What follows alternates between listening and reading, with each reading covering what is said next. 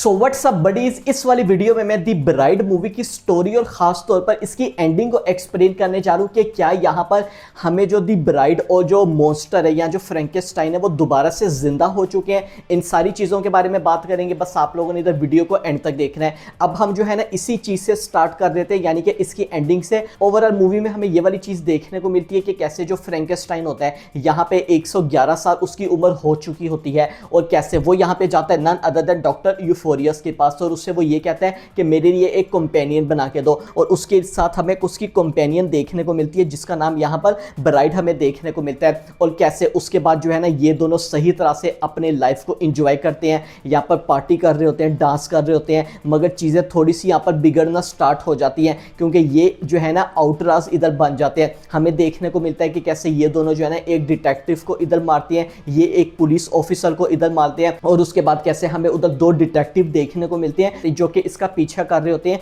मगर एंडिंग में हमें यह देखने को मिलता है कि जो फ्रैंकेस्टाइन है वो ब्राइड के पास एक ऑफर लेके जाता है कि कैसे विल यू मैरी मी, यानी कि तुम मेरी वाइफ इधर बनोगी। मगर उसके बाद हमें यह देखने को मिलता है कि कैसे यहाँ पर ब्राइड इसको रिजेक्ट कर देती है। इसके बारे में भी हम आगे जाके अच्छी तरह से बात करेंगे कि उसने इधर रिजेक्ट क्यों किया। मगर उसके बाद क्या होता है यहाँ पर हम ये देखते हैं कि कैसे वो जो आदमी होता है जिसको वहाँ पे जो मॉब का बॉस होता है उसने मारने के लिए भेजा हुआ होता है, वो उधर फ्रैंकेस्टाइन को इधर मार देता है। और कैसे वहाँ पे जो ब्राइड होती है वो काफ़ी ज़्यादा घबरा जाती है और जो फ्रैंकेस्टाइन की बॉडी है इसको यहाँ पर डॉक्टर यूफ्रोनियस के पास ले जाती है। डिटेक्टिव मेलो होता है वो भी देखने को मिल जाती है। मगर चीज़ें इंटरेस्टिंग एंड में हमें वहाँ पर देखने को मिलती है कि कैसे वहाँ पे हमें काफ़ी ज़्यादा जो है ना शूटिंग देखने को मिल जाती है, जहाँ पे जो पुलिस होती है वो एकदम से जो ब्राइड है उस पर काफ़ी ज़्यादा गोलियाँ चलाने लग जाती है। और कैसे हमें ये देखने को मिलता है इन दोनों की वहाँ पर डेथ हो जाती है। फ्रैंकेस्टाइन तो पहले ही मरा हुआ था, जो ब्राइड है उसकी भी डेथ हो जाती है। मगर हमें मेन चीज़ ये देखने को मिलती है कि कैसे जो डिटेक्टिव होती है वो पुलिस वालों को कहती है कि बिल्डिंग से जो है ना यहाँ पर जाओ, मैंने जो है ना इनसे बात करनी है। मगर उसके बाद जो डिटेक्टिव मेलो है वो खुद भी चली जाती है। हमें वहाँ पे लाइटिंग देखने को मिलती है और हम सबको पता है कि इस लाइटिंग का हमें क्या मतलब देखने को मिल रहा है। और हमें उधर एक शॉट देखने को मिलता है जहाँ पर हम जो मॉन्स्टर है फ्रैंकेस्टाइन उसके हैंड को और जो ब्राइड है उसके हैंड को देखते हैं। इन दोनों के हैंड में हमें मूवमेंट देखने को मिलती है और एक तरह से हमें इन लोगों ने बता दिया कि एक्चुअली में ये वाली चीज़ क्या। अब इसके बारे में बात कर रहे थे, देखें इसकी जो एंडिंग है ओपन फॉर इंटरप्रिटेशन है, कुछ भी यहाँ पर हो सकता है। एक यहाँ पर ये भी थ्योरी आ सकती है कि कैसे उसने उसको दोबारा से जिंदा कर दिया है। मगर ये काफ़ी ज़्यादा बिग इधर क्वेश्चन आ जाता है कि उसको पता है कि पुलिस यहाँ पर सामने खड़ी हुई है, तो वो उनके सामने क्या इसको दोबारा से जिंदा कर सकती है। और अगेन मुझे एक पर्सनली अपनी मेरी थ्योरी यही है कि उसने ऐसा इसलिए ही किया है, उसको दोबारा से जिंदा, इन दोनों ने इसको दोबारा से जिंदा कर रही है क्योंकि उसको पता है कि मे बी डिटेक्टिव आगे जाके मेरी हेल्प कर सकती है। यहाँ पर जो पेनेलोपी क्रूज की हमें कैरेक्टर देखने को मिल रही है। मगर यस, लॉन्ग आंसर शॉर्ट, ये दोनों जो है ना दोबारा से जिंदा हो चुके हैं। दूसरी चीज के बारे में बात कर रहे थे, यहाँ में मैरी शेरी भी देखने को मिली थी जिसको यहाँ पर खुद जैसी बकरी ने कैरेक्टर प्ले किया था। हमें उसकी तरफ से मूवी में यह सुनने को मिलता है कि कैसे मैं जो यहाँ पर अपनी स्टोरी बताना चाह रही थी मैं अभी तक नहीं बता पाई थी और कैसे अब यहाँ पर मुझे मौका मिला है अपनी स्टोरी को बताने का, जो वो यहाँ पर बताती है। हमें जो इधर जैसी बकरी की कैरेक्टर सबसे पहले आइडा देखने को मिलती है। यस, आप लोगों ने स्टार्टिंग में देखा होगा। और हमें जो उसका कैरेक्टर है ना वो यहाँ पे एक यंग स्कॉट देखने को मिल रही होती है, यानी कि यंग देखने को मिल रही होती है। और आप लोग इसको एक तरह से यही समझ सकते हैं पूरी मूवी में जो हमें दिखाया गया कि कैसे उसने जो मैरी शेरी है उसने जो है ना पोजेस करके रखा हुआ है यहाँ पे ब्राइड को, और जो वो कह रही है ना वो ये खुद ही कर रही है। और हमें इन दोनों के दरमियान कम्युनिकेशन देखने को मिली है। आप लोग इसको एक तरह से ये समझ सकते हैं कि हम कहते हैं ना कि यार अगर कोई आदमी है जिसका जो बिलीफ है वो काफ़ी ज़्यादा कमज़ोर है, ईमान काफ़ी ज़्यादा कमज़ोर है, तो उस पर यहाँ पर ना कोई भी आराम से पोजेशन हासिल कर सकता है, पोजेस कर सकता है। तो हमें बिल्कुल यही चीज़ देखने को मिली है। उसको पता है कि यहाँ पर जो आइडा है उसका जो दिमाग है ना वो काफी ज्यादा ब्रेक हुआ है, तो एक तरह से उसने जो है ना उसके दिमाग के अंदर एंटर कर रही है और यहाँ पर पोजेशन हासिल कर रही है। और हमें उसके बाद यही देखने को मिलता है कि जो आइडा है ना वो एक तरफ से वहां पे चलाना स्टार्ट हो जाती है और वहां पे वो एक मॉब का बॉस होता है, वो उसको यही कहती है कि कैसे जो है ना तुमने जो है ना यहाँ पे काफी ज्यादा लड़कियों का इधर मर्डर किया है। जिसके बाद honestly through out the movie में हमें काफी ज्यादा ऐसे सीन भी देखने को मिलते हैं जहां पर हमें पता नहीं होता कि ये लाइक ब्राइड एक्चुअली में फिजिकली रिप्रेजेंट है या हमें जस्ट उसकी की, या अगर मैं बोलूँ मैरी शेरी की, एक तरह से हेलुसिनेशन देखने को मिली है। मगर हमें पता है कि जो डांस के सीक्वेंस हैं जहां पर वो एंजॉय कर रही है, वो हमें खुद ओरिजिनली जो ब्राइड है वही देखने को मिल रही है। मगर अगर मैं एंडिंग के बारे में बात करता हूं तो हमें इस वाली चीज का क्लियर हो जाता है। वो क्या क्लियर होता है कि यहाँ पर जो मैरी शेरी है वो एक तरह से रिवील कर देती है हमें, जो ब्राइड है इस चीज का ट्रुथ रिवील कर देती है। कैसे हमें जो ये मॉब का बॉस देखने को मिल रहा है, जो यहाँ पर रेस्टोरेंट का ओनर है, जिसने यहाँ पर जो ऑर्डर है वो दिया था ब्राइड ऑफ फ्रैंकेनस्टाइन को मारने का, इसने काफी ज्यादा लड़कियों को इधर ऑलरेडी मार चुका है। तो वो जब इस वाली चीज के बारे में इधर बता देता है ना, तो ये एक्चुअली में चीजें जो कि ट्रिगर करती है, और जो मैरी शेरी है ना इस चीज के बारे में काफी ज्यादा गुस्सा हो जाती है। ये हमें इधर जो है ना मेन चीज देखने को मिलती है। यहाँ पर जो मैरी शेरी है वो जो है ना इससे बदला लेना चाह रही होती है, वो रिवेंज लेना चाह रही होती है। और कैसे जो है ना जो डिटेक्टिव है, जो पुलिस है, वो इस मॉब बॉस की मदद कर रहे हैं इस सारी चीजों को कवर अप करने के लिए।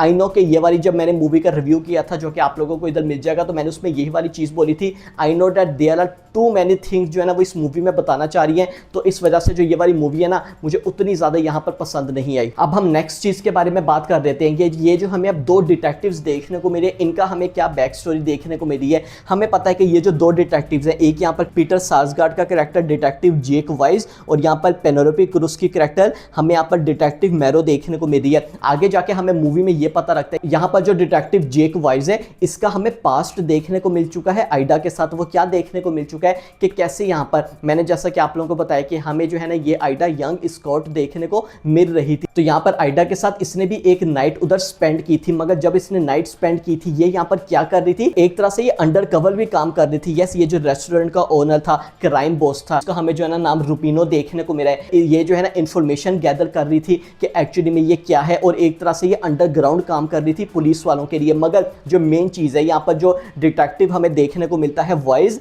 उसको गिल्ट होती है, क्योंकि मैंने जैसा कि आप लोगों को स्टार्टिंग में बताया था कि इस मॉब बॉस की काफी ज्यादा पुलिस वाले हेल्प कर रहे थे। एंड गेस व्हाट, ये भी उन्हीं पुलिस में से हमें देखने को मिल रहा था जो कि इसकी इधर मदद कर रहा था, यानी कि इसके जो हमें जितने भी मर्डर्स देखने को मिल रहे हैं इसको छुपाने में कर रहा था। तो इस वजह से एंडिंग में इसको भी रियलाइज हो जाता है और वो यहाँ पर जो है ना रिजाइन कर देता है। और कैसे हमें वहां पे जो डिटेक्टिव मैरो देखने को मिलती है वो इसको टेक ओवर कर देती है। और एक तरह से इन्होंने वहां पे वुमेन एम्पावरमेंट वाली चीज को भी इधर दिखाया कि कैसे यहाँ पर एक जो है ना फीमेल डिटेक्टिव देखने को मिल रही है कि उसके पास अब यहाँ पर इख्तियार है इस मॉब बॉस को टेक डाउन करने का, जिसने वहां पे काफी ज्यादा लड़कियों को इधर यहाँ पर मारा हुआ है। अब हम यहाँ पे बात कर देते हैं ब्राइड और फ्रैंकेनस्टाइन की, कि कैसे जब यहाँ पर फ्रैंकेनस्टाइन ब्राइड को प्रपोज करता है तो वो इसको रिजेक्ट क्यों कर देती है। और वहां पे जो है ना वो एक लाइन बोलती है, वो यहाँ पे ये बोलती है, आई प्रेफर नॉट टू। और जो ये वाली लाइन है ना, आई प्रेफर नॉट टू, इसने मूवी में काफी दफा ये वाली लाइन बोली है, हमें ये देखने को मिलता है। मैं यहाँ पे बात कर रहा हूँ ब्राइड की, जब उसको दोबारा से जो है ना जिंदा किया जाता है,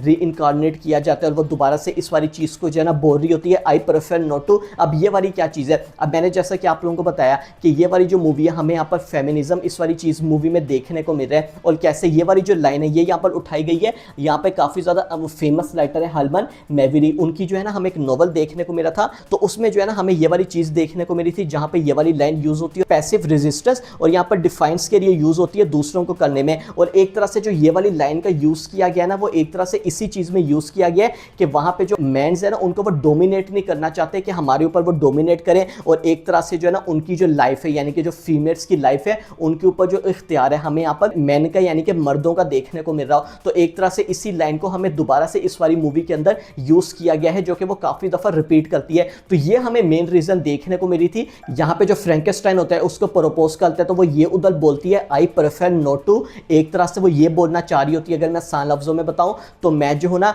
आई want to be a bride not the wife, यानी कि अगर मैं यहाँ पे उससे जो है ना मैरी कर देती हूँ तो एक तरह से जो है ना मैं उसके पोजेशन में आ जाऊंगी। ये हमें इधर जो है ना पूरा एंगल देखने को मिलता है, जो कि आई थिंक अगर मैं बोलूँ तो एक तरह से काफी सही भी हमें देखने को मिला है, अगर मैं इधर इस मूवी में ब्राइड के कैरेक्टर के बारे में बात करता हूँ। अब हम बस फाइनल चीज के बारे में बात कर रहे थे, and that is the mid credit scene. Yes, हमें इस वाली मूवी में एक मिड क्रेडिट सीन भी देखने को मिलता है, तो अगर आप लोगों ने मिस कर दिया तो चिंता की कोई बात नहीं, क्योंकि मैं तो इधर बताने जा ही रहा हूँ। वैसे एक इंपॉर्टेंट तो है। यहाँ पर जो डिटेक्टिव वाइज है अब उससे रेजिग्नेशन दे दी है, और कैसे हमें मूवी में ये देखने को मिलता है मिड क्रेडिट सीन में कि कैसे अब जो ब्राइड है एक काफी ज्यादा उसने कल्ट यहाँ पर बना के रख रही है। जैसा कि हमने जोकर मूवी में देखा था कि काफी ज्यादा ऐसे लोग हैं जो कि उसको आइडियलाइज करते हैं, सेम हमें इसी वाली मूवी में भी देखने को मिल रहा होता है कि काफी ज्यादा जो लोग हैं ना उन्होंने ब्राइड जैसा हुरिया बना के रखा है, इसको वो आइडियलाइज करते हैं, जो ये करना चाह रही होती है बिल्कुल वैसे ही करते हैं। और हमें ये देखने को मिलता है कि कैसे यहाँ पर जो लुपिनो होता है उसको आप एक तरह से कह सकते हैं कि ना